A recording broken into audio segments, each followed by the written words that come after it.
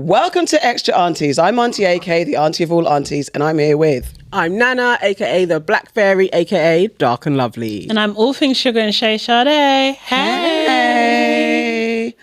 And we are here with Deji. That's hate. That's hate. That's real hate. That's real hate. It was some guy from some place called Deji. That's real hate. But welcome, Deji. Welcome. You Storyteller extraordinaire. Yeah. Be making us laugh for a good little minute as well. Thank you. 1/8 of Pass the Meerkat podcast. Yeah, that's a good way to say it. 1/8 9. We're not sure if it's 8 or 9. It is what it is. Yeah. Welcome. Thanks for joining us. No, I'm happy to be here. How would you describe yourself? Introduce yourself. I would say I am a podcaster, content creator, sound engineer, therapist, counselor, psychologist, video editor, producer, executive producer, footballer, and just all round general nice guy. Look at this. Oh God. What a dangerous Other one. than the football one, I've done very similar to that. I had a list like that as well. I've done all of that. I was literally You like, have. that sounds like a list I've said. I've definitely done football as well. Yeah, no, that's the only one I'm probably not. Laugh. I don't get paid for. I get paid for everything else, I think. Flexing on them. But I've been paid for What position do you play? left mid, centre mid. What does that mean, Sade? I have no idea. Just asking. What do you do on the left mid of the centre mid? What do you do? Left mid or centre mid. Centre mid is more like defensive. Okay. The So you don't key score person, goals? making things tick. Left mid is more maybe scoring goals Okay. and setting Just up on the goals. left. No, Setting what are you up doing on the on left? the left, yeah. You guys don't watch football. A little Nah. bit. But are you good at football? You guys played netball though. No. Oh, what? Are you You know dumb? what? Why? Why would you No, say but that? Why not? Netball's such a dead sport. Why would I you? play- Sorry, No, I no actually offense. played football. Dead sport for And I me. play basketball. Oh really? No, I didn't play any of Literally those. went to I the don't play stereotypical. Huh? Like You netball, played you know. netball. And it was the whitest, liliest game of all. We're black girls, you know. What's a black girl sport? Black girls don't really play sport. We fight. Sprinting. Sprinting. Joking. Sprinting. Yeah, yeah, athletic. yeah. Oh, yeah. Athletic. Long jump. Yeah. Judo. Yeah. Black Judo. Judo. Yeah, I know a lot. They don't do judo martial anymore. arts. Did you do martial arts? They don't Oh, do that's so judo. cool. I don't. She did, so she's Oh, lying. she's lying. Okay. I know a lot of black people that do martial arts. Nobody does. Black girls. No black person does martial No, I arts. know Not black girls judo, do. you bro. don't. No, you don't. Whatever. It's what it is. No, you don't. No, you don't. Not me. I know people. Nah, that's what I'm saying. You don't know I people do. ever. Oh You my God, don't. Sharice Blackman, big me up. Your kid, my friend Sharice. He just mumbled it. You used to none of them. Whole surname as well. She's in the industry, she understands. Her kids are killing it, her daughters are killing it. They're the top champions in some martial art. Karate or something? Nice. Karate? Or? Not karate, something else. Okay. Taekwondo. What's it Taekwondo, called? maybe? Yeah. I think so. Or judo. I Yeah. don't know. Definitely not judo. Why? What's happened to judo? It's just so. It sounds like this from the 70s. But judo still exists. Yeah, I know, but people don't do judo. You don't sign up for judo. It's like People in Muay the Thai or kickboxing. What's that one that you do a lot and then you get better at, but you do it for years? Pilates. Nah, it fits the description, honestly. You basically describe. No, but we're talking about People martial do it arts. and it's like, We had a category.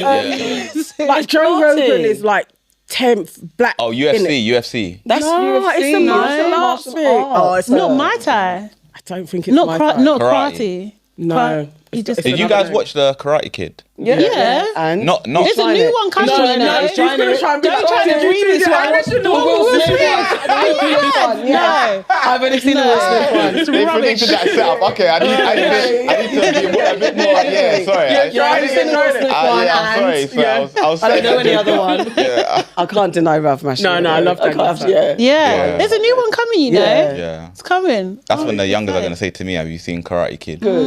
Like, And yeah. you should weather the Will storm. Smith. Yeah, it says he's in trouble already, guys. If you watch the main show, Deji's in so much trouble with the aunties. So much trouble. He's almost an enemy of progress. But however, No.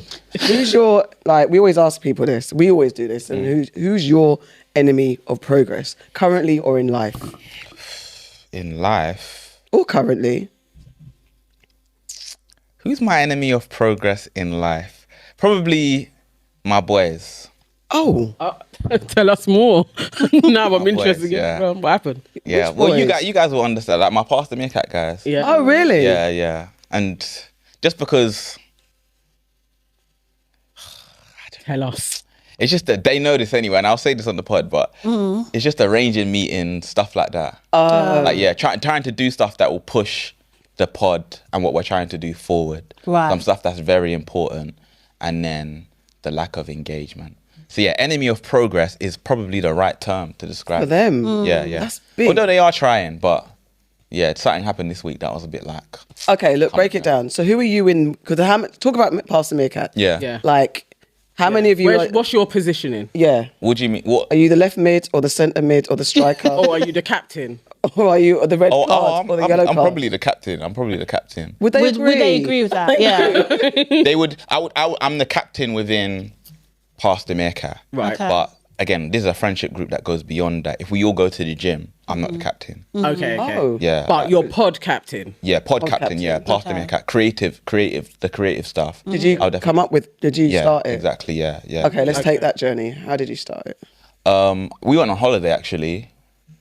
We went on holiday to Croatia, and we had a villa. It was the first time where we'd done like a villa holiday rather than a hotel holiday, because like we were all kind of in one place. We had a place for like pre-drinks, and yeah, it was just so fun, man. Like we had so much jokes. There were a couple of, it was like two groups merged.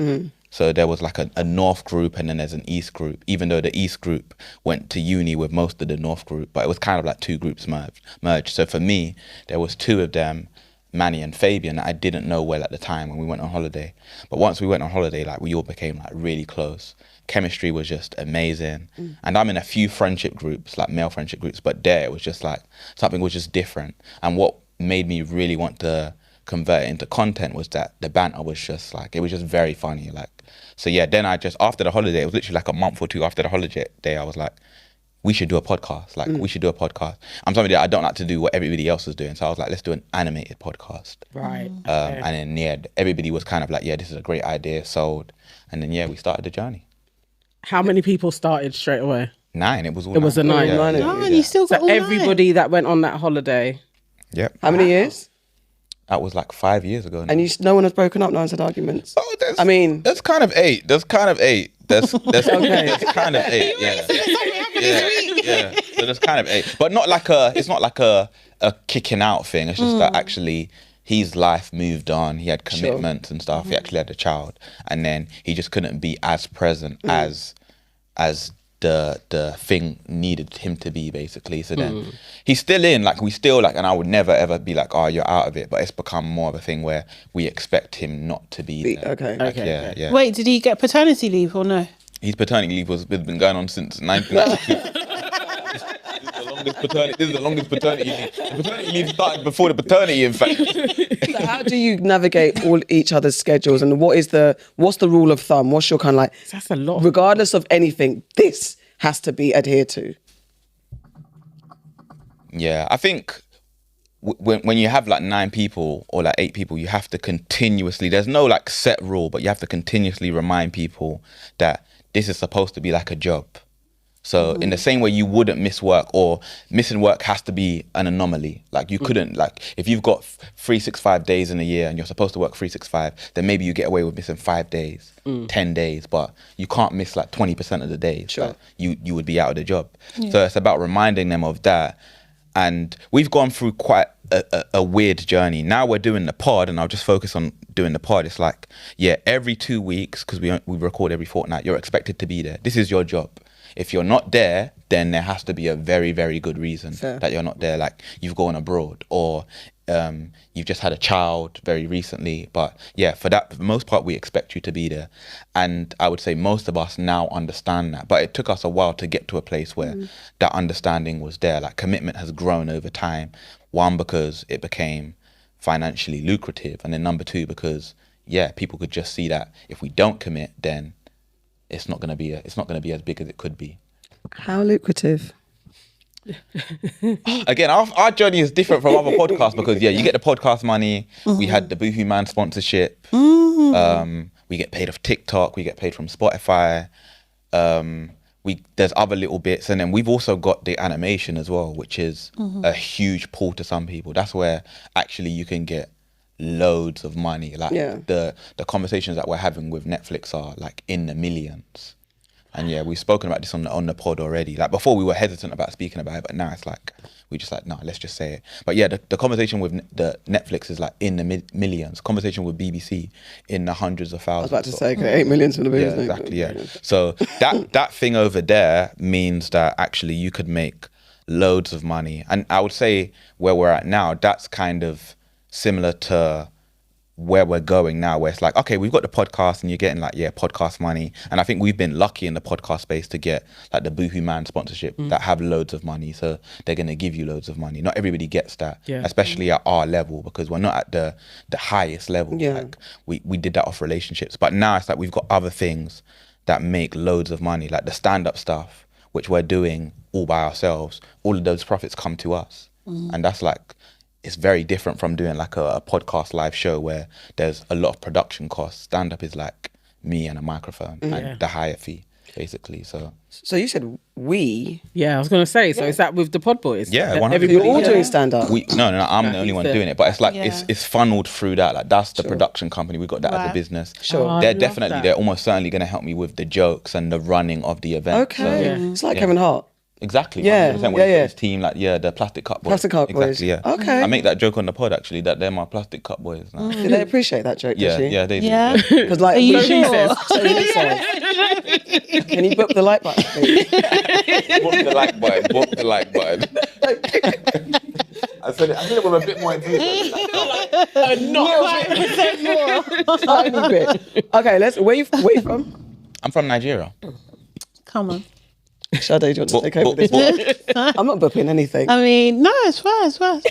Seriously. Any questions about Nigeria for your Nigerian brother? Not really. Are you very Nigerian? Are you typically Nigerian? I'm very Nigerian. I think I'm very black. Okay. Yeah, I'm What very. does that mean? As in, like, I'm really indulged in a lot of black cultures. So Nigerian culture, but even Jamaican culture as well. Like I really love Jamaican culture. And then Jamaican or Caribbean? Because there's sensitivity. Do you mean Caribbean culture or do you mean specifically? I would say Jamaican. I would say Jamaican. Yeah, like actual Jamaican culture. Like I love Jamaican music and stuff like that. It fills up a lot of my playlists. And then even black UK culture. I'm very black, I would think. But yeah, I wasn't born in Nigeria, and I've only been there when I was like 5 years old. But like, yeah, Only once? only once. Yeah. Hey, Oh, wow. What's going on? why? Don't do that. You're a big man. Born his uncle. Like, Seriously. Don't do that. You Don't. gotta go. No, you gotta go back, man. expensive. Seriously, it's not that expensive. I've been to Morocco. You're I've been to- doing, I've- you're I've been- doing deals for I've been to millions. Morocco. I've been to Morocco. Okay, what are what's you that got to do saying? with anything? Morocco is barely Africa. What are you talking about? Do they make pounded yam there? That's it. Hey. No, No, I do need to go back. Honestly, it's something that Yeah. I'm Are you ashamed. scared? You No, don't- it's just like it's so expensive. I feel like It ain't that expensive, But have you been man. to America? You've I been to feel Dubai? like- I feel like you can just afford it. checking. I've spied your drip. You can afford it. You man. absolutely can afford You it. can afford well, it. it's a hole in the account. It's the hole in the bank account. Sort of No, thing. there's I'm something planning going to. on I'm here. planning to go this year. I'm planning Yeah? to go this year December. When? Planning or December. going? So you're gonna- What, dirty December? Don't do that. No. Why don't you go in March? that. Why don't you go in April? Yeah, but if I went in February, you'd be like filthy Feb. If I went in March, there is no- you'd be there is like, no- maybe there is no- March. Absolutely That's what I'm saying. not. Just doing rhyming It's fine, slang you here. know. It's not that. Seriously. Wait, what do your parents think about what you do? Do they know what you do? Yeah, they Did do. understand it fully. Yeah. You know what? With my mum's very different from.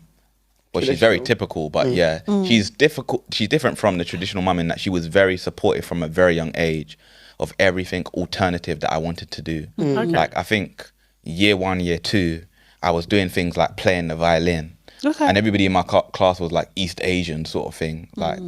And I was like to my mum that, I want to go to violin club. This was after school where you had to pay for it sort of thing. And even then, I didn't realize this till later, but my mum invested in me because it meant she had to pick me up later. She had to change her work schedule. I used to snap the strings on the violin, so she had to pay £20 like every other week because I was so like messing about with them. But the fact that she kept me in that club lets me know that I think what the teachers were telling her that actually this kid, he's very creative, like we need to foster this. Yeah. And she allowed it. My dad didn't want me in the club. She was like, it's a waste of time. We need to pick him up at 3:30. Why are we going to pick him up at 4:30? Like, no, that's when there's going to be traffic. But my mum was always like, no, like the teachers have told me that we need to keep this kid in the violin classes. So yeah, she always did things like that. And same thing with piano class in secondary school. She always allowed me to do that kind of stuff. So now it's very weird because she's unsure about what I do, but when she sees now, it's massive as well. And with what I'm doing, it's like it's hard for her to not know that my nieces and nephews will go to her and say that, Deji's doing this, or their sisters' children will be like, Deji's doing so well and blah, blah, blah. So then I think in her mind, she's just thinking, yeah, he's making so much money. so yeah, it must, good, no matter what it is, like, yeah, he's happy, he's doing it. So yeah, I think there's an understanding. She came to the last live show we did and it was like 1,000 people and she didn't understand what was going on, but she was happy that she understands like 1,000 people in a room to come and see your son and his friends is something sort of thing. So yeah, she's very supportive. What about your dad? Where's your dad at now? My dad's about, but he just doesn't pay attention. He just like, yeah, it's always kind of been like, I know you're there. It's like Nigerian dads are very like, well, my dad is very like hands off, like not really emotive about anything, like more gassed about the typical stuff, like more gassed that I'm in Cambridge sort of thing. Well, let's talk about that. Yeah. So you got excluded from school, but yet you're big time in Cambridge. Yeah. I think, and it wasn't even that I was really academically smart. I actually went to Brampton. I went to Brampton Academy, so I wasn't like very so smart. My son really wants to go. Yeah. He's not going to get in there. Because we're not in the catchment area. Okay. And everyone wants to go. Everybody wants to go there. Yeah. People move to. Where is Brampton? It's in East Ham. Yeah. So yeah, I went Brampton, and I was always a smart kid, but I was always very naughty. So what was this naughtiness? Why? You know, I think with young black boys, I think there's maybe not enough talk about young black boys that are actually intelligent and maybe too intelligent for where they're at. Because I was always the kind of person who was like, yeah, give me the work. I did the work. Then I start disrupting others. Sure. That was always my vibe. Like I was always top set, getting moved down. There was one time I told this story as well. I got moved down to bottom set because the teacher was like, yeah, he's so smart, but all he does is finish the work and disrupt others. So other people's grades are falling behind while his grades are still okay. So they put you in They put me in bottom set, yeah.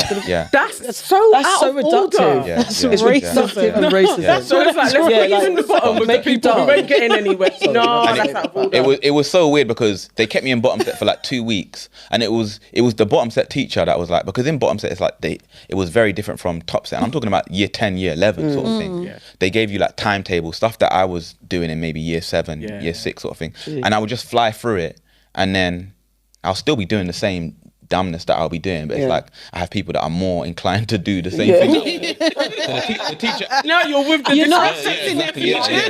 So the teacher, after 2 weeks, the bottom set teacher went to the head of year and was like, "What are you doing? Like, why have you got this kid in my class? Like, it doesn't make sense. Like, he's not going to progress because he's not doing anything that we're going to study there. It doesn't make you've saved all the children in top set, but then it's like now You've lost this one boy. yeah, exactly, that one sort of thing. And then they found a compromise. They moved me to second set. I was about to say middle set. Yeah, they moved me to second set because the teacher in second set was quite firm, sort of thing. Okay. It made more sense. Yeah. But yeah, that was always kind of my story, where it's like I was actually always really smart. But then it's like I think a lot of people get this story where secondary school I was really smart because I was so disruptive in secondary school. That catches up to you in college, like 100%. Like as in like because you're not in study rhythm like everybody else in year 11. Yeah, exactly.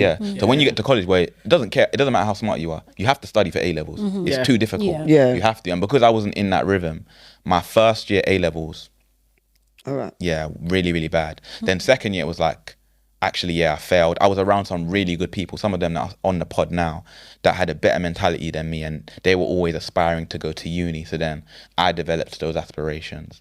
And then, second year of college, I did a lot better. But my first year grades still had implications for what I could go on and do in uni. Like I could get it up a bit, but I wasn't getting like A's sort of things. I was in like the B's just because I got an A second year, E, F, G. the first year sort of Sorry? thing. Yeah. You had to do, at the Yeah, time the you had alphabets. resits, so we'd have to do resits and our own exams and stuff.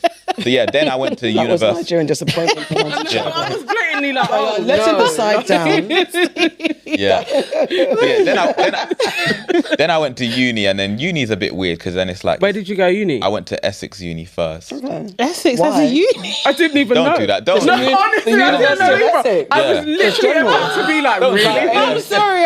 I did not know that. Do that, Just yeah. the whole of Essex Just as one the whole- university. but no, that's what they call it, University of Essex. That's what it's called. it? Yeah, and it's not like the best uni. It's not a bad uni. I But studied there. Does Joey go? oh my I've never god, you're a heard of comedian now. You want to come on stage? Joey, did you what you said? Joey, I heard it. And don't do that. I heard it and I liked it. No, I've never heard of it. Don't. Okay, University never of heard of Essex. it. University of Essex. Okay. Yeah. Essex. In Essex, Guys, yeah. in the comments, Colchester. if anyone's been to the University of Essex, please Yeah. make Let us yourself know. known. Yeah. How at our big none of us knew. Okay. Yeah, Never University heard of of Black that. people. What do you Yeah, study there? loads. I study psychology. Okay, why did you go to psychology out of everything? You know what? It sounds so cliche, but I've just always had a fascination with What star sign are you? Capricorn. Interesting. Go ahead. Yeah. So yeah, I've always just had a fascination with psychology and human behavior in general, and why people behave the way they do, and like social interaction. So yeah, psychology was what it was going to be. Again, really and truly, I wanted to study. I was so good at maths. I wanted to study maths at college and then go on to do something to do with maths science in uni. That's what I thought I wanted to do in secondary school. But yeah, because of my A-level grades, I wasn't able to go and do that. I wasn't able to go to a maybe what we perceive to be a very, very good uni. So I went to an average uni, like Essex sort of thing. But yeah, actually at Essex, that's where you actually I realized that I was maybe more intelligent than other people, and not academically intelligent, but like socially intelligent sort of thing. So once I leaned into that, yeah, then through my working life, I've always kind of been like, oh, why is this black man in this field with loads of white women, like psychology and stuff? Like it's very rare to see a black man in clinical psychology, a mental health practitioner, a therapist, a counselor sort of thing. Yeah. But yeah, I think that actually helped me because it was like actually around that time where people were looking for black people, equality, diversity, and that actually when they saw me and they saw actually like, yeah, he interviews really well, he seems really intelligent. I think that's how I got a lot of the jobs sort of thing. And then, yeah, I just grew from there, like 25, 26, 27. That's where I feel like I really just like tied down and just became like a lot smarter than everybody else, like a lot smarter than other people around me. And it was starting to become noticeable that this guy is very creative, he's very intelligent. And then, yeah, like in the end, it was always going to be something like Cambridge, the Cambridge job. Like the Cambridge job is just way before. No, but obviously. So how did you think, oh, I'm going to work in Cambridge? Why? Like, You know what? I just applied for the job. you just saw the job for saw at the Cambridge job. Uni. What was the role? It was head of welfare and wellbeing. Wow. But that's another space, like welfare and well-being. Like you care about. Is that you? I guess on the job description. So I went from being a support worker to emotional wellbeing practitioner, which involved doing like counselling and therapy, play therapy in schools, in primary schools, secondary schools. So I was kind of in the education bit. Then I went to be a forensic mental health practitioner, which is basically like a psychologist, but in the forensic sector. So the police station, probation, prisons and stuff like that. Programs, really? Doing assessments on like people coming through the criminal justice system. And then I wanted to go back to education. Then I worked at University Arts London as just a mental health advisor. And then, yeah, I saw this job, head of welfare and wellbeing, and I felt like I could get it. It was one of those, one of my boys told me always apply for jobs that you're not supposed to have, or you've got a little less experience than. Yeah. I went to the interview and yeah, I absolutely like I aced it. It was like the best interview I've ever done. And it was just like, yeah, that's it. Now you're head of welfare and wellbeing in Cambridge. So, Wow. yeah. What does that entail? Everything now, like it's such a senior position. So, and at a place like Cambridge, there's so much that I do. So like policies and strategies around well-being in general. So physical and mental health now for the students, obviously. Yeah. Like, mainly about the students. So yeah, just strategy like safeguarding policy I just did. Then there's a bit of like intervention, and I didn't even want to lose that because that's what I like the therapy, the counselling, like actually speaking to people and helping them through. So that's a huge chunk of my work. And then, referrals and then management as well. Like I manage nurses, I manage college nurses. So yeah. How does this all tie in with podding? Literally, I was like, how mean, did it's stand-up. the pod come around? And then the comedy. Yeah. My journey is so weird. It's because like I've always had psychology, but then I've always been doing something creative. Yeah, I've always just like kind of said to myself, I'm gonna do both. Yeah. Like it's so weird. I don't want my workplace to know that I'm doing this because they wouldn't understand it at all. They know now, right? Yeah, they know now because I was going to say, they must see your must clips. know, They're everywhere. Yeah. It's everywhere. Yeah, exactly. Yeah. So Did they have an issue with it though? yeah. To say, yeah. Some really major stuff, which again, I've been hesitant to say because I'm still there. You're still there. But now it's like I've been there for 2 years. Like they know what it is now. They know what it is. They know what the clips are. Again, obviously I'm working with 18, 19, 20, 21 year olds. Right. Those are the people that Precisely. see the clips mostly. Yeah. Those are They're gonna be, that's the TikTok people. So all of them are seeing me around. How does that affect your work? Again, if you're doing interventions and you're dealing with people that see you as this person, does it warp their perception of you Of me. and either taking you seriously or? Yeah. Not really, very rarely. Like it's so like that's why I like that generation so much because so many of them are the same in their own way. They're at Cambridge University, but they're also influencers on Instagram or trying to be content creators. That's their generation. Like we have people that are like engineers and on an engineering course, 50-year engineer, but when they get back to their room, they're streaming games. They're streamers. So they understand more than the staff. Yeah. In fact, I think it was them, the students, that actually saved me when there was a time where I was going really, really viral. And again, my content is really raw. I'm really myself in it. So the senior people, and I've got a very senior position in the university, and it's Cambridge, so they're so worried about their reputation. Yeah. Like Daily Mail, anything that happens at Cambridge, Daily Mail will be there. Like, this is what happened. Definitely. Yeah. They're so scared about like PR risk and all of that kind of stuff. So when they heard about the clips, they were so scared, even though I hadn't done anything wrong. Yeah. But they were just really scared that actually this is a major risk.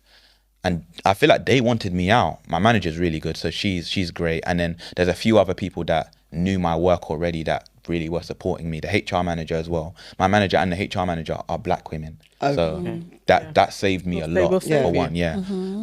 But yeah, the students as well, they were really advocating. They was like, no, this guy's probably the best person that I've ever seen. And there will be somebody that's had mental health problems for a while, and they'll be like, actually, this is the person that I relate to. This is the person I want to come and see. I'm a man as well, and I'm black, so already get way more males, way more black people coming through my door than somebody else would in my position. So all of that kind of made them think, actually, yeah, we don't like this part of him, but as long as he can keep it separate and do the job, then it's totally fine. And now I've been here for 2 years. If you had spoken to me a year ago or 6 months into the job, I wouldn't be saying this. I probably would have been like, actually, I can't even put this on. There's some stuff going on. But now it's like I'm so certified there. Like I'm not only the head of welfare and wellbeing, but I'm probably the best one that they've had. Sort of thing. That's how they see it. It's like, actually, this is the guy that's gonna go far in Cambridge. Like you can be this and you can be that. So with your job though, in terms of what you do, so do you see students? I see students, yeah. So what do you like? Because I always find it fascinating with like people in that field. Like when people are, giving you their trauma or like expressing it and stuff. Like how do you process that and what do you do with it? How do you wear it? Are you one of those people like, you feel it and like it stays with you or? Yeah, very rarely. I think it's you almost think there's something wrong with you because I'm so caring, I'm so altruistic, hence the reason why I'm in that field. But then I'm not like some of my colleagues or like previous counsellors that I've met or therapists that will actually go home and think about it or come back to the office and then be talking about something. It's like I'm very good at detaching on compartmentalizing, actually this is work and then this is what I'm doing. So when I come on pod on like a Friday evening, maybe earlier that day I've dealt with like a suicide or like self-harm or whatever, but I'm so good at detaching that it just kind of works. There was one case when I was a forensic mental health practitioner that touched me quite a bit where I actually had to say to my manager, I can't do this. That was probably because it was a black man that reminded me of myself. and he was kidnapped basically. Oh, And yeah, gosh. like he was kind of tortured when he was kidnapped. Jesus. There was some gang stuff in Yeah. London. So Oh, no. that one really affected me to the point where I wasn't just supporting the person, the victim, I was supporting the alleged perpetrator sort of thing. Oh, wow. And that's where I had to say to my manager that that's the one case I remember I was going home and I was thinking about it. Right. And then I had to go to my manager, actually, yeah, I can't be involved in this because this one is actually affecting me at home. But that's very different from where I'm at now, where although there is suicide and self-harm, for the most part, the risk, and what we call risk is like risk to life or harm, it isn't that. It's like it's academic risk. Yeah. People are scared that they're not going to get first or Yeah, 2-1. yeah. Right, And right. me that's been through all of that, I kind of understand it doesn't matter. That's not life changing. Yeah. You can't tell that to a Cambridge student, but Yeah, for sure. I'm not dealing with major risk as I have been in the past. So there isn't too much to take home because the worst case scenario is you maybe getting a 2-1. And we're dealing with the smartest people academically smart people in the world, basically. It's the second best uni in the world. So like, yeah. Do you, and that thing about black people being in Cambridge, because I did an initiative with the Walk by Film Festival there, and we had like a drop-in for black students, and it ended up being a bunch of students, but black students like, hey, I'm do this, come and have a chat if you want to. Yeah. So I've done that a couple of times at Cambridge. What is your perspective on black students in these like in the Oxbridge type places? Yeah. I think that their experience is going to be so difficult because although Cambridge is definitely trying to move towards being more inclusive, but it's so traditional. There's so many people there that have been there for like 20 years, 30 years. Generations. Yeah. They still have these like very old concepts like the fellowship. Yeah. So we have fellows and stuff like that. And those people that have actually a lot of power because they're the people giving money to the university and the colleges, they are very resistant to change. Right. And some of them are so old and so sort of traditional is that we're not even talking about covert racism with them. We're talking about very overt sort of thing. So yeah, when I came there, as soon as I get there, one of the things that happen is there's so many initiatives going around the university that's actually we're trying to do things for black people. So you got the Black Advisory Hub. Yeah. You got obviously Stormzy, what he's doing now, and his scholarship and stuff. You've got the MasterCard program.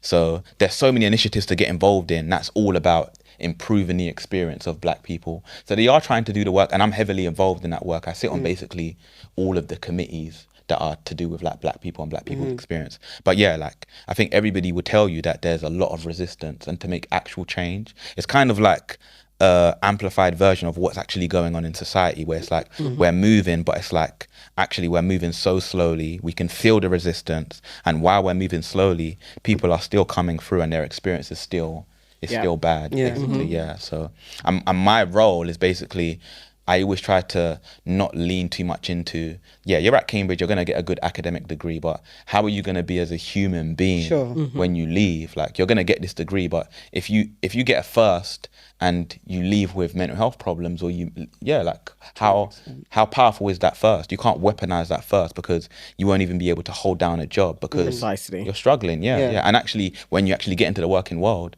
the way you're able to navigate work socially is more important than the degree. Yeah. It's more important than the Cambridge degree. So yeah, that's what I'm always on. But yeah, it's always a struggle. I think the black people that I've come into contact with and that I'm kind of supporting through the journey, which is a very small amount, will probably say they've had a better experience because they've had me to kind of guide them through it. But that isn't going to be everybody's experience. Yeah. Are you outside of like grades and things like that, like are there like any kind of like reoccurring themes that the young people that you interact with like are worried about, and like are you seeing any trends? Because we talk about like the state of youth all the time. So what do you see? I think identity is a huge problem, and that word can mean so many different things. Like there's so many different dimensions of your identity. There's your sexuality, there's your race, there's so many different things. And I think a lot of people are struggling with that. I think that's probably the biggest thing. People not knowing where they fit in, where they belong, what they are, what they see themselves as. And again, we're dealing with the age group where it's like you're 18, 19, 21. Psychology tells you that actually this is the time where you actually develop your identity. The world tells you you've now gone from a child to an adult. When you come to uni, it's the first time most people have agency away from their parents. So there's a lot of identity development. You don't get the same, there isn't as much facilitation, like social facilitation, like making friends. When you're in secondary school, college, primary, you're in somebody's class, they put you on somebody's table. It's kind of easy to make friends. In university, it's like you get into this big lecture hall, everybody kind of goes and does what themselves. If you've come there by yourself, then you actually need to do something. And that space is so big. Yeah, exactly, 100%. It's such a complex. It's so hard. Yeah, it's a proper complex social space. So identity is probably the biggest thing, and then that has an impact on self-esteem essentially, because when people don't know who they are, they feel like they're faking, and you get a lot of that at Cambridge as well, imposter syndrome. Then like it has an effect. There's people that just stay in their room and then don't really make friends, and that's their whole journey at Cambridge. So That's so sad. 3 years of doing that would be crazy. It's but I very didn't even think about that, because going to uni, I went with college friends and we didn't do halls. And we went straight to living together. So we never really... You didn't even have to navigate, Nah, we made friends, but we came as a crew. So none of us felt easy. lonely. Yeah. Yeah, I can't imagine. 3 years of not knowing anybody and just going to lecture. Well, especially in a space like Cambridge. Yeah, and Cambridge is a university where, because it's so elitist and it's so difficult to get into, you're very likely to go there by yourself. Like you're very likely to go there and not know nobody. Yes, it's probably like one person from your college made it into Cambridge. Two people, and that person wasn't your friend. Hardly ever people come as groups and then they're at Cambridge. So you get a lot of that, a lot. And then what makes it worse is their generation is so liberal and so accepting that there's so many groups for you to be a part of. So when you see that, you've got a front row seat to that, and you still don't feel like you can acclimatize. It has a huge impact, basically. So Do you think there's anything, because, we talk a lot about people being on devices and not knowing how to socialise and things like that. Is that a factor as well? Yeah, 100%. It's good that you touched on that, because just today we were actually speaking about, we were kind of assessing the first year group, the first term of this new freshers group, and we were saying that they're so much more social. Even though in comparison to our day, we probably see them as less social. But we're comparing them to people, like the COVID, the COVID generation, where that group, the 3 years before this group that's just come through now, it was so weird the way they navigated things socially. It was just very different from what anybody has seen. And now we've got a more social group where it's like, I'm talking about things like, I kind of lead on the induction program. So for the first week, we put on loads of activities, and it's like you do a bunch of things to make them mingle. You do a bunch of like talks. Like Freshers Week. Yeah. So we do a bunch of talk to make them mingle. And these lot, it's like by the fourth day, they're now coming to the talks in groups. Whether it's their corridor mates or their course mates or whatever. And we didn't see that in the past, where people will be walking in by themselves, sort of thing. Oh, wow. So we've got a very social year group now, and I think that's probably going to continue to grow. I would say though, that still probably isn't the case. It still isn't comparable to how social my generation was, where we didn't really have phones, sort of thing. But I don't have anything to measure that against, because I was in the generation, sort of thing. So that's interesting. And then even compared to ours, because we would still see your generation like the phone. You're still on the phone. Yeah. And you guys didn't go out as much as we went out, because there were we had you couldn't. We had an outside to go to. They ain't got the same venues around anymore as well. So just coming back to the pod. Yeah. What's the pod about? For those who actually don't know what Pastor Meerkat is about. The pod is about friendship. It's about history. It's about, I would say, Black British culture, but maybe millennial culture, late Gen Z culture. So most of our conversations are about things that have happened in our past, growing up, childhood stories. That's what most of our conversations are about. We're trying to move towards being more like what's happening now, sort of thing, and just speaking about the culture. But if I was still to describe it, I would say it's about nostalgia, Black British, Nigerian, African, UK culture, I would say. And then where did the storytelling come into it? Because you're now the legendary storyteller. Yeah. How did you develop it as well? What is that? So the storytelling came from the animation. So again, of course. we started as an animated pod, and then it was so weird because in our first season, it was just like we were just talking, and then I told a story, and there was one story in the first season, and that story went viral. So then when we're thinking about the second season and what we're gonna do, the story was about when I was with a girl in my room and my brother walks in. And I'm doing stuff with a girl, and he sees me doing stuff with the girl, but he doesn't care. He's like, I show him that I'm doing stuff with my girl, and I'm like, get out. But he's just like, are you going Sainsbury's? And then I was like, no. I was like, what do you mean? Like, I'm here with, like, get out. And he's just like, are you going to Sainsbury's, sort of thing? Yeah, it's just like that. That was the first story, and that story went viral. So then when we were thinking about what we did for season 2, it became like, actually, we need to double down on the stories. And that's when it kind of became actually what we do now is maybe 90% storytelling, 10% conversation, sort of thing. And then when we actually decided to do like the real life pod, the traditional pod, because we had the storytelling bag, we were just like, you know what? Keep it. Yeah, let's just keep this going. Why did you go from the animation to the standard pod that we all do now? Yeah, I think animation, the novelty of animation wore off. I think we did 5 seasons, and season 4, I think we peaked. Season 5, I think we saw the views going down, and it isn't just about the views, but it's about the commentary around it. Season 1, 2, 3, 4, it was like people were like, "This idea is fantastic. I love the cartoons." Yeah. Season 5, people are accustomed to that now. You're not gonna get those comments. Everybody knows you're doing animation. It's good. Then it was just like, we're paying so much money and it isn't worth it. I guess what was the main catalyst was while we were doing the animation for season 5, we actually put out the real life stuff alongside it. So it was the first time we decided, although we're doing the animation, let's just record it and then do it. So then when we actually released the raw version, that did more numbers than the animation. So it's like, now you're paying, animation is literally £300 a minute. Sure. £300 a minute. So whereas let's say something on TikTok, like you get 1 million, and you'll probably earn like £700 from that. £700 just casually. See, I thought it was one of you guys that was doing it, or a couple of you was actually doing the animation thing. No, we had a team. By season 5, we had a team of animators. And because you guys are making money, because our animators were really good. We're not just talking about like stickman animation. Do you know it reminds me of Ricky Gervais. That's where I got the idea from. Really? I say that on so many podcasts.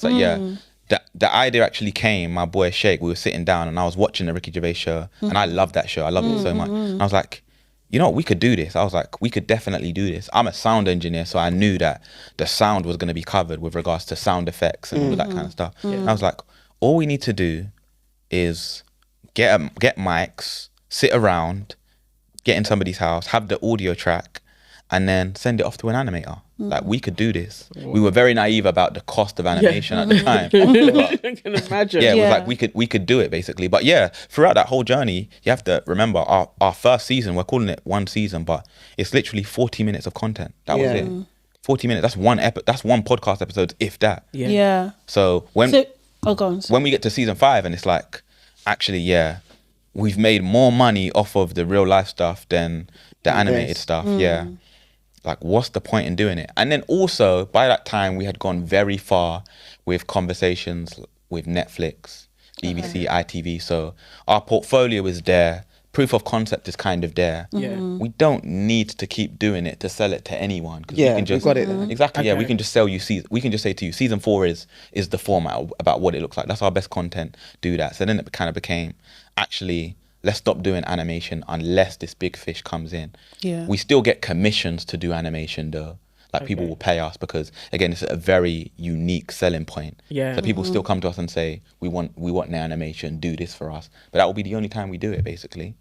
Wow. We're not doing it anymore. Did you guys so how did you pay for it? Did you all chip in? In the beginning, we all chipped in. I guess when there's 9 of you though, I mean, exactly. It splits the cost a lot. And even then, it's like we still have to compromise and say, season 1 is going to be 40 minutes worth of content. We had 4 episodes of 10 minutes. And the vast majority of the comments were, this is too short. And there was no way for us to get it longer. Yeah, they don't understand. They're thinking, yeah, exactly. They're thinking this is only 10 minutes. And although we're getting good views on YouTube with regards to the animation, we were getting good views. So we were making a lot of money from YouTube. But that still isn't enough to pay for animation. Yeah, for real. It just isn't. Like, a lot. 300 a minute. A minute, yeah. Wowza. Yeah, so seasons are like 15 grand. What? Yeah, I think season 4 was 15 grand. And that's 60 minutes of content.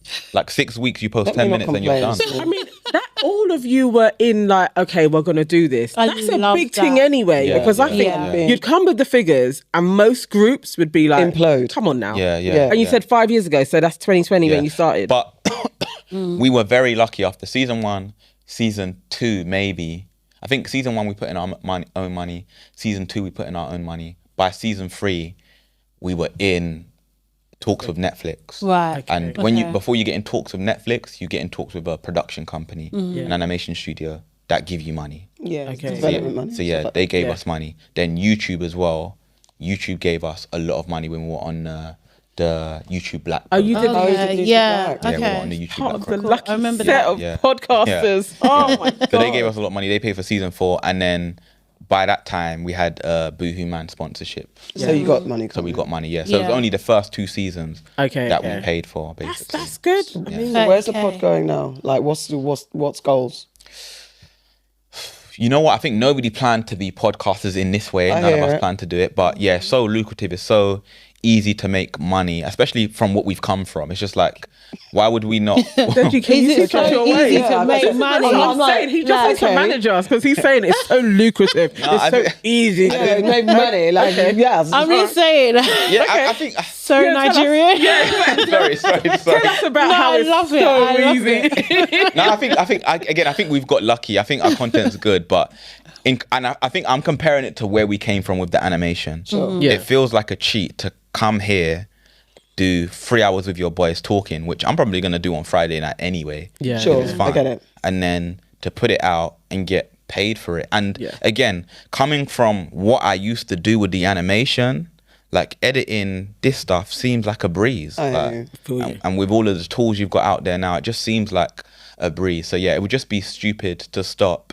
And then I feel the same way about the stand-up. That's the new lane now where it's like... Where did that come from? Like, why did you like, I'm going to stand up and comedy? It's TikTok, honestly. It was the stories... Did you say, I'm going to stand up and comedy? Oh, Lord. It's TikTok. Like, and I say this all the time. All props to TikTok. And I absolutely love that app, honestly, because it was just... Would you have gone to the MAGA party? No, don't do that. Don't do that. Don't do that. Checking. Don't do that. Thank you very much. But yeah, TikTok basically. So when we started putting out the stories, I think internally we always knew that I was very good at storytelling, like very good. But yeah, we weren't really getting that commentary when we were putting out the animation. It's kind of like the animation was a bit of a cock blocker, because when you're getting the animation, it's like people are focused on the animation and how good that is. Yeah, you get a few comments like, "Oh, these lot are good storytellers." Once we took away the animation, that became the vast majority of comments. Like, "Oh," because you didn't know. Obviously, you all sound different, but you couldn't tell who's who. Yeah. But actually seeing you all, and that was the thing. It was like there was so many of you. Yeah.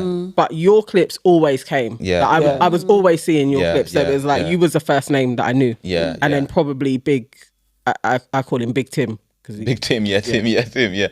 So yeah, like when we started putting it, my clips actually started to go, and I'm talking about really go to the point where you got to remember, like, my clips are 6 minutes long, 5 minutes long, and you're getting 8 million views. Yeah. Like, that is, like, nobody else could do that. Like, your clips have to be, the clips that get like 8 into the millions are going to be like 30 seconds. So there's a lot of replay value, like a dancing clip or something, or a minute, maybe 2 minutes. To have a 6 minute clip go to 8 million, that's when it was like, yeah, like I'm gone. And then it wasn't just that, it was the consistency as well. It was like every story I'm posting is doing millions. And then the comments were like, this is stand-up comedy. Like, this is, like, you'll see somebody comment like, if this guy ever does stand-up comedy, I'm buying tickets. And it's got 29,000 likes. The comment has 29,000 likes.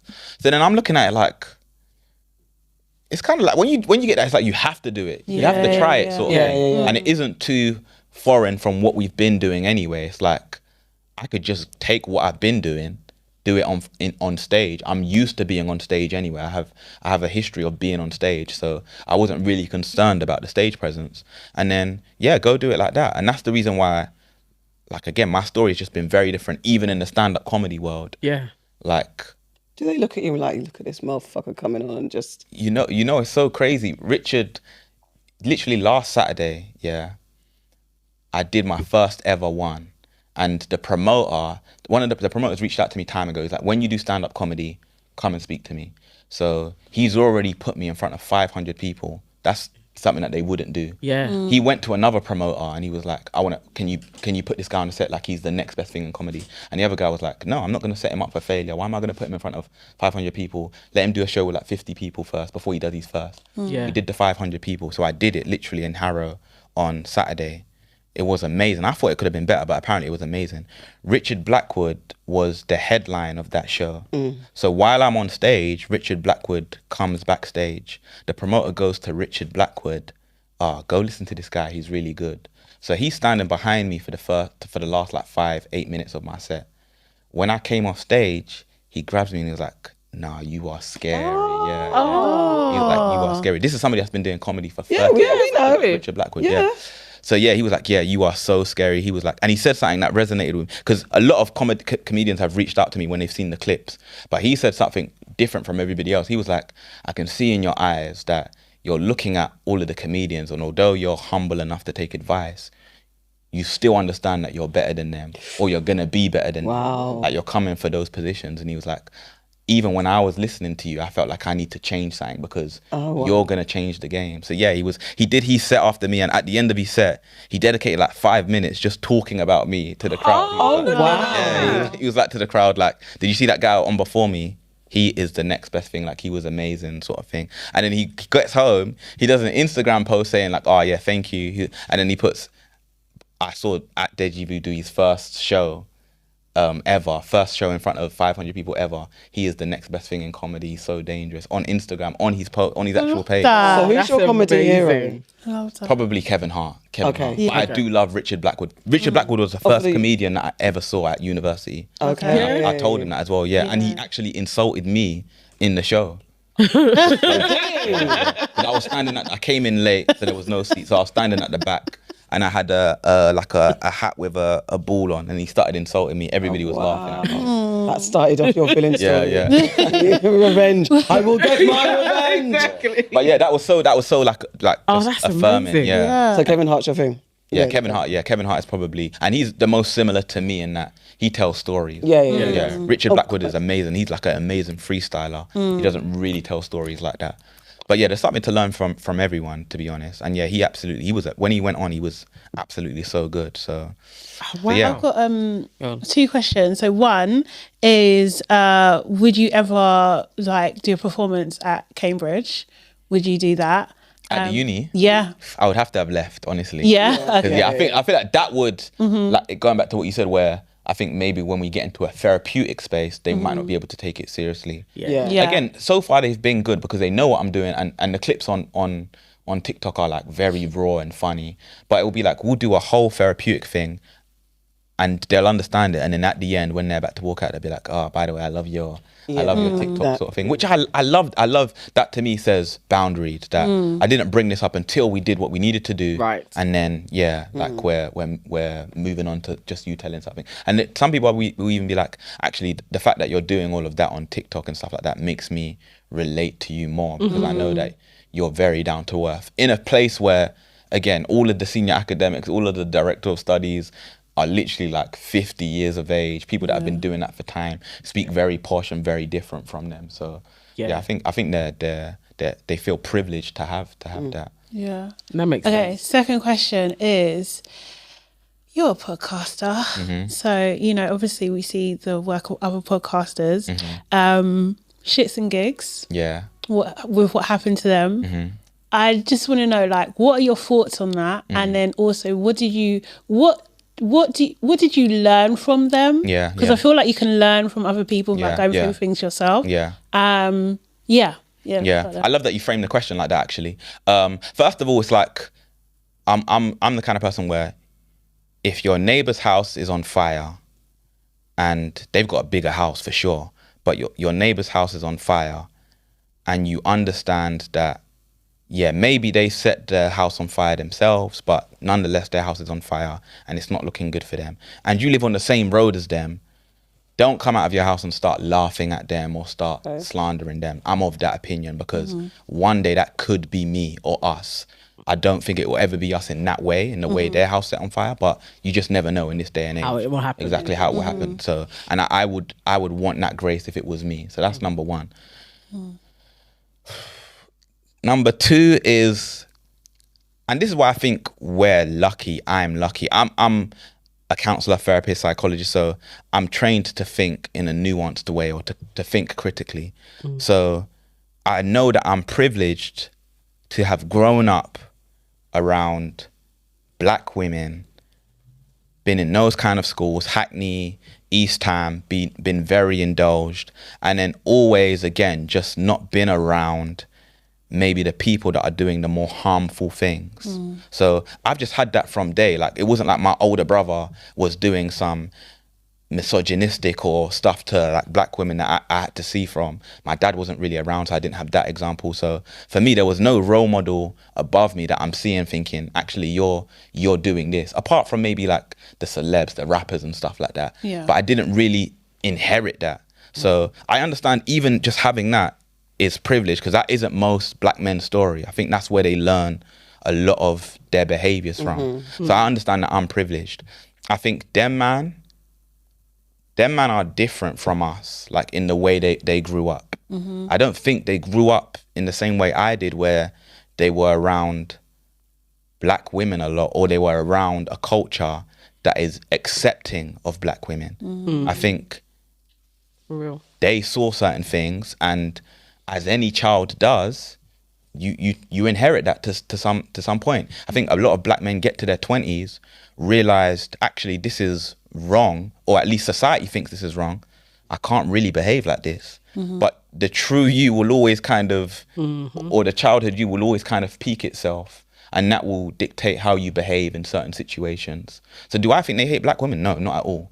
I just think there are maybe some biases, some implicit biases that maybe even they're not aware of, that they still have, that allowed them to be put in that position, because I don't think I could. And that's the reason why when I check my tweets or whatever, because you actually, like, when all of these things, like, you start to become conscious about this and there's like a narrative on socials, you actually do go back and think, I've had Twitter for 10 years. What was I actually doing and saying? So then you go check yours, and I guarantee you there was going to be loads of people that found things that they thought, oh my God, I can't believe I said that, and deleted it quickly and not said anything.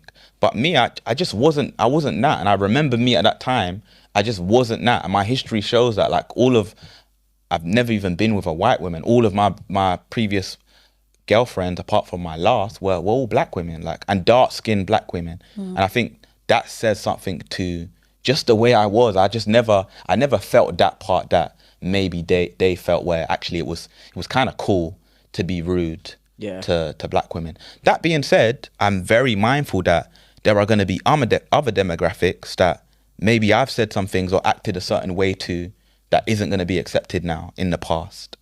I think that's all of us, basically. Like, I think in secondary school there was a lot of that going around. So I can't say that I'm totally innocent or totally clean. I just know that with regards to black women, I've always been around them. I've always liked them. They've always been my best friends. They've always been my girlfriends. So I don't have that kind of history.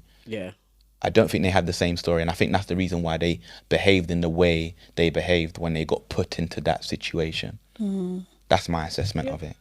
Who's your girlfriend? What do you mean, who's my girlfriend? He said his last girlfriend. And I'm asking you who your girlfriend is. What do you mean, who's my... He's being presumptuous. Do you have a girlfriend? Oh, you're asking me if I have a girlfriend? I'm seeing somebody. I got a babes, yeah. Okay. Yeah. Oh, he's got a babe. Just one, or Yeah.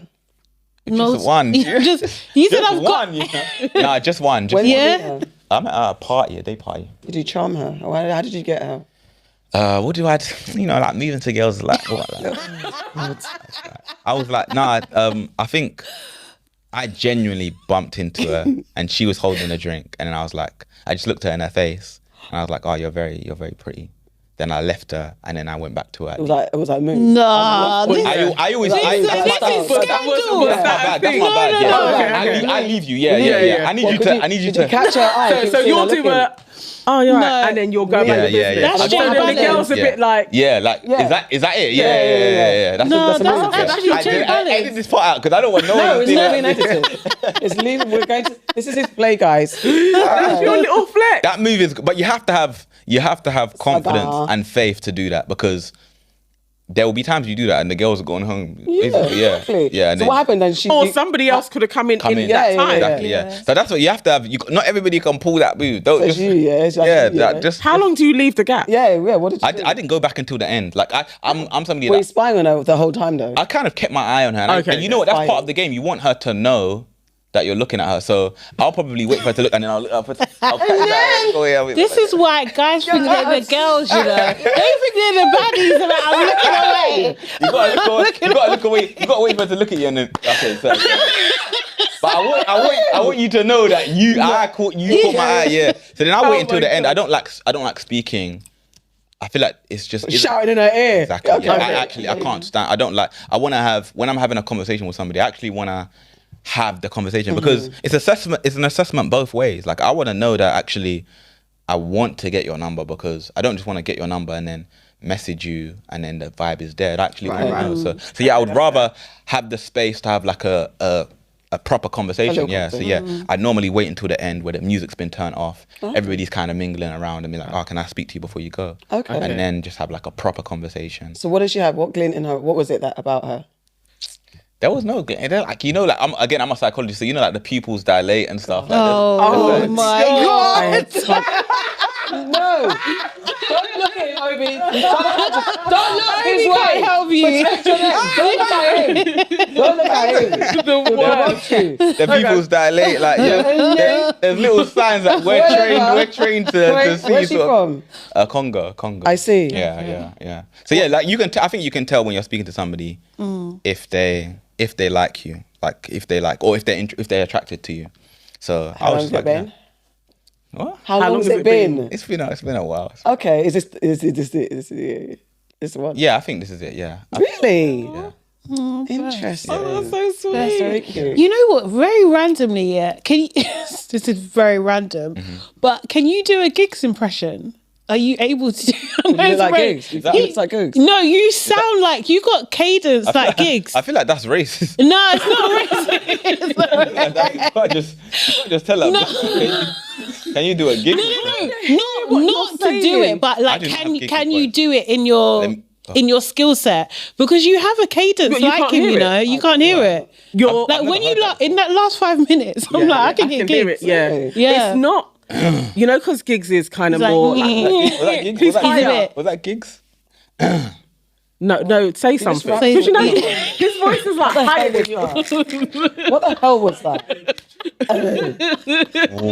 Walk in the party. I don't know how Giggs actually. I've only heard Giggs rapping. I think he's like, what does he say? He's like, you know what I'm saying? He does a bit like, it's higher than your voice. I can hear it. I hear it. I didn't. You got a Giggs cadence. Work on that for your set. There you go. No, there's one for free. No. I'm telling you now.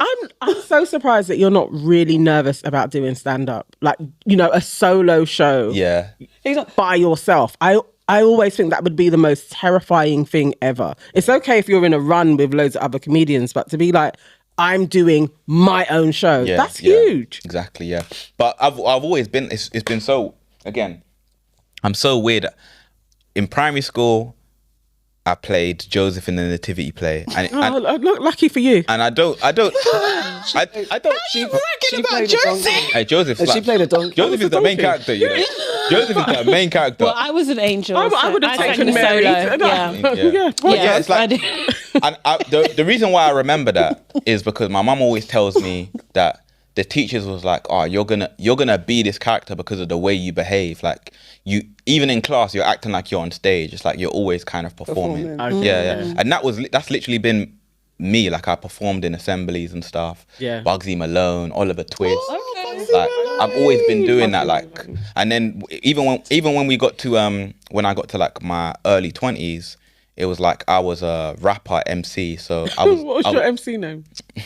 That's why she called me Baby Blaze before. Baby Blaze. Oh. Yeah. And then Deji the Ego as well. And you're telling me not get. I bet you rap like That's racist.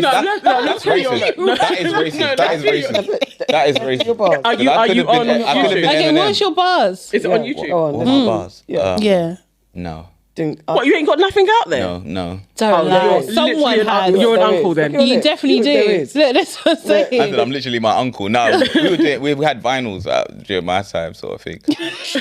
You were like, Baby Who are you Blaze. talking to?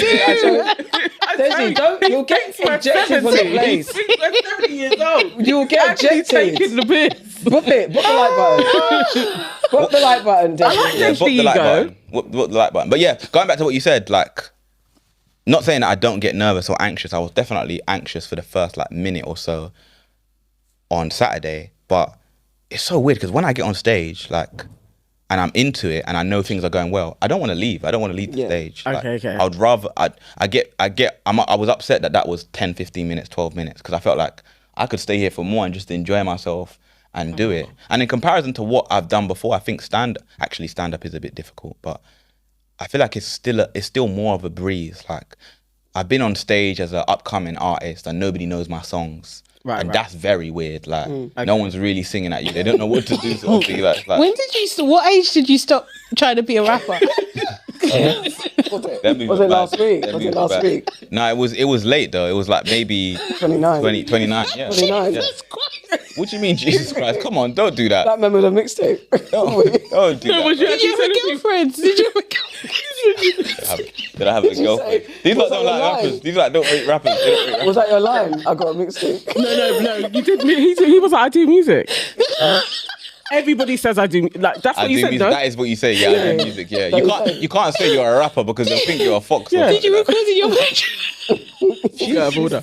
She don't like rappers. You know there are some aspiring upcoming artists now that we need to be encouraging. You're just laughing about it. Oh, Des.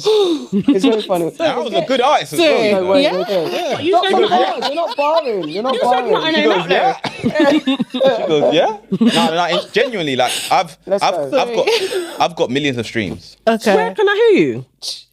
That's racist as well. And that beat is from 1862. That's the 1862. I don't care. You should go to. If you're a bad boy rapper, Nobody uses that beat I anymore. don't care. It's been Any rapper can jump on that any is the most beat. sampled beat Boom, in the whole chick, boom, world. boom, chick, go. That's when they only had a kick and a snare. Yeah, for real. Are you dissing the origins of hip hop? Are you dissing the origins of hip hop? No. are you? No, Deji, I need to listen. I was good, man. I was good. Yeah. You can Yeah. only say it so many times without demonstrating. So I'm not gonna rap. That's rapping in front of you is crazy. That's That's what you and said. she's already crying. She'll start laughing. Nah, we're not doing that. She's already crying. Desi, what's in your pocket? What's in your pocket? Or what, have you got a man bag? What's in your pocket? I want to know I what's. don't have anything. What So do I you watch it? You don't walk with lip gloss or anything? I have my Audi keys. Okay. Audi. Sorry. What's funny about Audi? I don't know. What's funny about Audi? She's so racist. What is funny about Audi, you know? No, you're just very Nigerian. Vaseline, and that's it. Okay. That's it. Is that your beauty regime? Vaseline, and that's it. No, I actually have a skincare routine. Go, do drop you? it for the game. I use cleanser. What cleanser? What do I use? I use Nivea. Oh, Nivea. They're cancelled. yeah. Yeah. Oh, really? Are they? Yeah. Nivea for men is cancelled. Yeah. Even for men branch. For men. so. You know that's Yeah. a different branch. It doesn't matter. it's the same what Nivea women is do. cancelled. Okay, what do they do? They Encouraged. they promote bleaching in Africa. African countries. They did. Yeah. So does my auntie though. But like, are we cancelling everybody? Because like, what are we doing?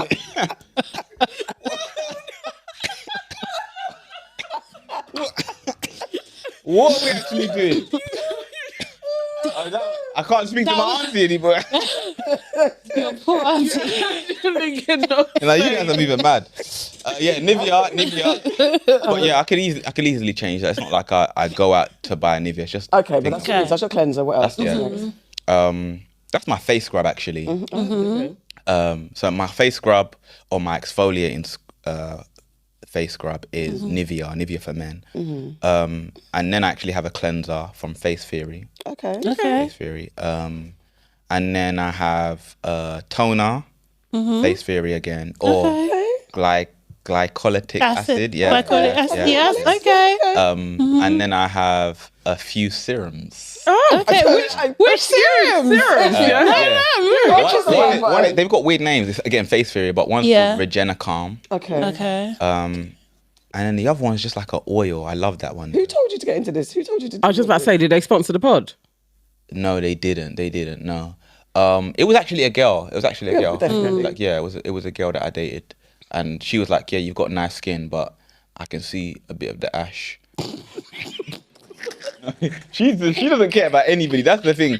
If anything happens to you, if I was to clap that, she would start laughing. You're one of those ones that you like pain, you like tragedy. That's your vibe. That's your genre. You like tragedy. No, there's humor in everything.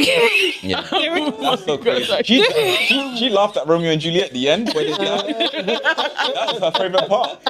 That was her favorite part. And I'm not talking about the new Romeo and Juliet. I'm talking about I'm talking about the pictures, the Simpsons pictures. I'm being stupid. Sorry. I'll book you like one. Thank you. But yeah, that is it. Then I've got an eye serum as well. Excuse me? Yeah. Oh, nice. Okay. Do you know what brand is that one? That's what's it called? Oh my god, it's like pink. Okay. This is beginning with a B. Benefit. No. Biomar something. No. No? Got in the name. Who's your barber? My barber. I have a few barbers, to be honest. What? Oh, you're a barber cheater. Look, even Odie was vexed with you for that. Yeah, We're judging you. So you're not loyal? I am loyal, You're but not? barbers are a bit flaky. So Wow. you need a secondary so you need barber. a few. Yeah. You're the first guy I've ever said that, say that openly and honestly. Yeah. So how many have you got? I had one main barber, but he lost his shop. But don't laugh, because you like that. That's your content. That's your kind of content. Now I got one. Before I say anything about anybody, I've got a one. Don't laugh at that. No, that's actual misfortune. Yeah, no, he lost. He didn't lose his shop, but he lost his chair in the shop. Oh, okay. Why? I knew it. I told you. But why? What happened? Were you down? Yeah, because losing his shop, losing his chair in the shop Chairs are mine now. No, because you know You're that. supposed to rent a chair. You got Yeah, you know paid that's what they do. rent. They rent the chairs. but Yeah. why did he lose his chair? The shop got lost, but he lost the chair. I didn't want to misrepresent him. Okay. Like, Right. Because he's Okay. not a shop He owner. was in the Okay. shop, the Yeah. shop went and he lost the He chair. lost the shop. Fair. Yeah, I Okay. just said that to Yeah, be sorry. Okay. Sorry. All right. Yeah, so he hasn't got a space right now. So Okay. like, yeah, I'm not a ride or die. So I went to my boy's barber, who's really good as well, and yeah, he's good. Uggs, actually, Faded by Uggs, but sometimes he's not available. Okay. And when I need a haircut, so then I have a secondary barber that I'll just go. That barber I can just show up there and get my haircut. But I know my haircut's not going to be as good if I go to him. Wow. Okay. Yeah. Ooh, I hope he doesn't know that now. I get all one level. Oh, is it? Oh. Yeah, Okay. all one level. Yeah. Can we see? Yeah. It's something easy. You got the Okay. waves? You got the do-rag and that? You wear the do-rag? Yeah. Good. Stop wearing a do-rag now because What do you do? How do you keep the waves? Swimming? I think I've done so much do-rag days in my lifetime that the waves will just never go now, basically. I can definitely get them more. I can definitely get them thicker, but Can yeah. you not see? No, he's just too funny. He's like, I just don't even need to. Do you know what? It's so weird, right? You are so confident in how you speak. So it's like it's not even offensive. I haven't been offended by I'm the best. I'm the best at this. The kids have benefited from being around me. Yeah. I'm the best rapper. Yeah. I'm the best psychologist. I was Josephine. I was Joseph. Yeah. My hair's just swimming all day naturally. I don't even need a do-rag anymore. Yeah, just you start. It rolls. It's just not even rolls. somebody Yeah. else may take a beat. Has You're just anyone ever saying been it. offended by your confidence? Have anyone said, nah, bruv, you're too much? Do people say that or they just take you as you are? Not really. They do think they'll say I'm not humble. Okay. Listen, sorry. Don't. That was very thing gigsy. is It was very gigsy. Was it? I'm Yeah. not hearing it though. Yeah. It's very gigsy. Yeah. Yeah. I think you should listen to me because I can hear it now. Yeah. I need to listen. I've never had that before ever. Really? Yeah. It's like the voice gigs probably once. Because you know his voice is a bit good, high. No, not his rapping voice. His speaking voice. Yeah, Speaking voice. he does have a high It's, tone to it's it. like, Yeah. All right. like it's like Yeah. David Beckham. Like they shouldn't have the voice that they have. He ain't, is he going to come on? Well, he getting stressful. Are you worried or retaliation? What's Gigs gonna do? I'm not saying nothing about gigs. It's what it No, is. it's interesting because like I like you, gigs. I've been quiet this whole talking the time. hardest. We are talking the hardest. Just Seriously, jokes. no, because I studied sound and music recording. Oh, really? So like listening Sound to people's engineer as Are you a voices. sound engineer as well? Yeah. No, I'm not. But I studied it. You studied I it. What studied did you- it. yeah, you yeah. have Do you know what I knowledge mean? and So stuff. I can Yeah. hear like the timbre in your work. Like Yeah, it's because very you similar. actually said cadence earlier, and that isn't. You're trying to say that You know, black people don't use lay- those words. lay people- Are you lay okay? people- Out of order. lay Don't people- try Are you it. trying to? Are you okay? Lay people don't get don't- me vexed. I'm an English. Absolute English Do not scholar. I'm a journalist. try Don't it. mess about. No, I see what you're saying. Now, cadence is a word that you. Yeah, I mean, I've used this word before. It's a cadence in my sentences. My cadence right now is not very happy. Oh my God. No, it's fine. It's fine. I've been we got put to it's fucking late. But Serious, the yes. last thing is, we want to state an anti-venture. Do you have anything? Do you want us? I can't even get my words out. Do you Would you want like us any to know advice? from us? Yeah. A problem that you want us to solve. He ain't got no problem. Yeah, you see? No. I'm good at everything. I would like advice on how do I make this show the best show ever. Oh God. Your comedy show. You're the best. Yeah. Like, what would you guys want to see from like a stand-up comedy? You know what? Yeah. The reason why I wanted to come on this pod is because Oh, Oh, yeah, we didn't even ask you that. why are you here, fam? your generation. No. That's fine. You can't. That's not an insult. It's fine. That's not an insult. Yeah. Your generation, like, you guys were very invested in stand-up comedy. Yeah, Yeah. you were. I'm raised. Like, after you had come home and the dinosaurs had. Sorry. waiting for it. I'm being stupid. I'm being stupid. I was waiting for I'm it. being stupid. Sorry. I'm being stupid. But no, like, when I've been to comedy shows, because since I announced I want to do this, I've started like going and watching. And yeah, the audience is all. I guess it's the kind of comedians I'm going to see, but the audience is all like, yeah, older than me.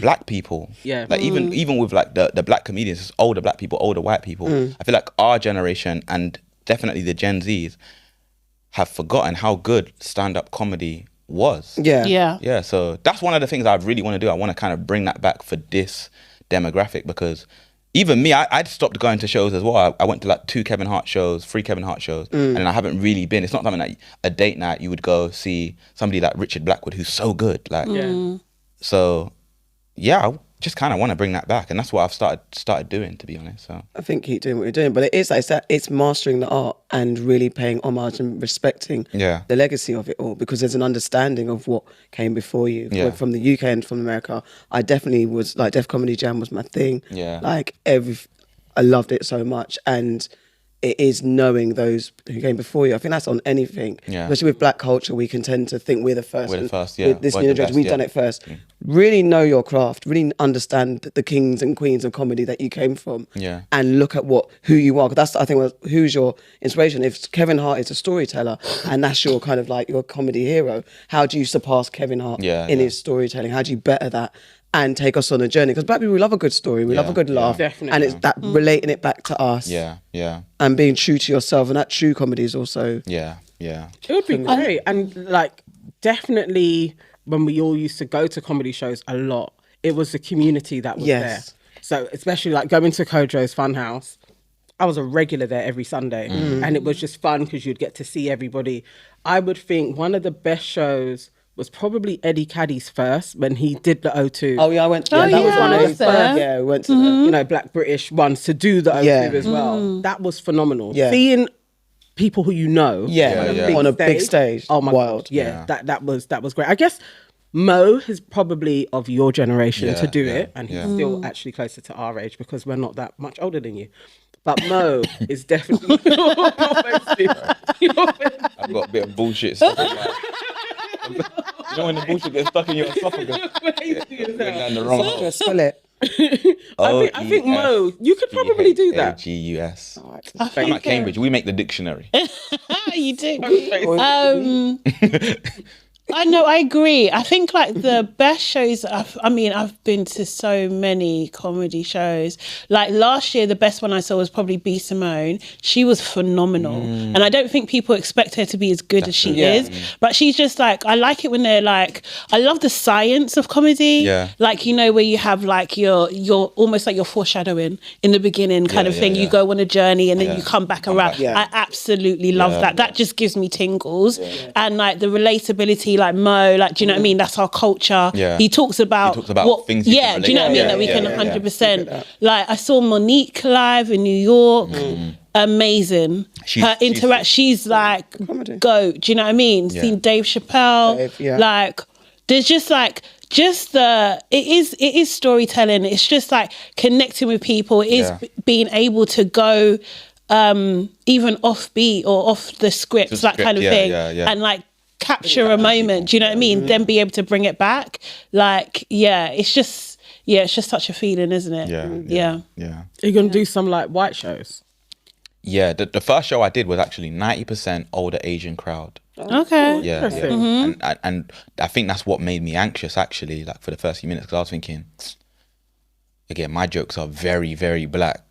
Yeah. Like even last minute, I took out one joke because I was like, they're just not going to get this and it's just not going to land. So, yeah, I was so scared. But, yeah, it went all right, to be honest. But, yeah, definitely planning to do more Asian shows. I said to the promoter, actually, I love this because this is probably the highest difficulty that I could get to. 500, 90% older Asian crowd. Not even young Asian, older Asian crowd. I was like, if the jokes land here, then when I get to a room of black people that are there to see me, and they do say black audiences are the hardest to please. They're the hardest. Yeah. Oh, really? Do you know what? Like, is this a trend? Don't get any ideas, you two. But obviously, Audrey, when podcasters go in to do comedy, Audrey done this as well, didn't she? She done her own thing. Maybe in the future, you guys should do something together. You said don't get any ideas. Yes, I did. That is so funny. I find it the hardest. That was the foreshadowing you were talking about. You foreshadowed that. Was good. Thank you. I wouldn't even. To me, comedy is literally like the hardest thing. I have that I would be bit scared in me that feels like I could. You think you could do it? But I will not do it. No. But I always felt like I could do stand up. Really? Yeah. But I find that terrifying. I'll be on stage all day long, but not comedy though. I will. I feel like I could do it, but I just. You guys do shows quite often, don't you? I mean, no. What, live shows? Yeah. No. We've done a few. We've only done like 5, 6. What? That's not loads. I've done 2. Is it? Yeah. But how many Meerkat shows? 2. I thought you guys were doing like yearly. I mean, that's fair. I mean, it's okay. But then you had the big one at Shepherd's Bush. Shepherd's Bush, yeah, that was 2023. Guys. Okay. Wow. I'd like to continue talking to you. Oh, sorry. No. Yeah. It's like nearly 11 We got to go home. Yeah. Deji, it's been amazing. Thank you guys so much. I had so much fun, honestly. You've got to come back again. Yeah, I will. I feel like we have so much to talk about. Always. You've seen the different dimensions now. You thought it was going to be a clown conversation. No, I'm not seeing it. End it. I'm not seeing it. I'm seeing it. We can't do nothing without her saying. Not see it here. Listen. Close your eyes. No, I wasn't expecting it, honestly, because I didn't properly know all of the sides to you. Yeah. So a lot of people say that, to be honest. yeah, I'm like, okay, no, you have to come back again. It's impressive. Yeah. But you're Nigerian, so I'm not really surprised. You know what I mean? And we need to have the other guys. We didn't have the other guys. Guys, this is Deji. There's loads of others. Thank you This for has been your watching. answers to never. Thank you for watching. But the like button. Hold on. Boop the like button. Look at that. Boop the like button. Come Boop on. the like button. 1983. We made this song. Boop the like button. You're out of order.